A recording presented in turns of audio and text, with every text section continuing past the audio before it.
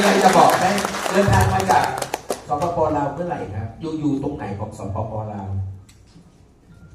แขวงอะไรเขาเรียกแขวงอะไร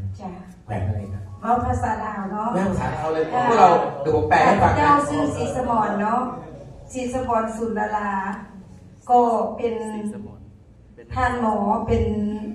ด็อกเตอร์เนาะที่เรียนจบแพทย์ทันตแพทย์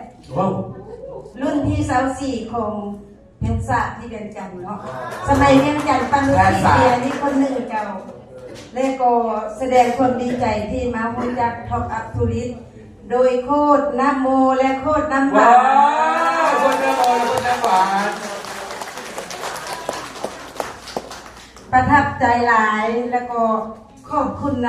ำครูอาจารย์และก็ท่านประธานที่เพิ่นมีห้องให้พวกเขามาเรียนรู้ถ้าเรามีเงินเรามาลง17299แล้วเราบ่มาเรียนรู้นำท่านที่สำเร็จเฮ็ดจังได๋เฮาสิสำเร็จได้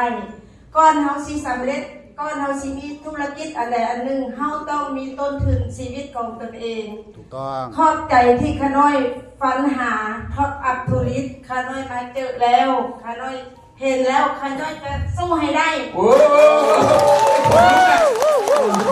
เฮ้ยโอเคใช่ไหมโอ้โหเดี๋ยวดีใจด้วยนะครับเนี่ยโอ้โห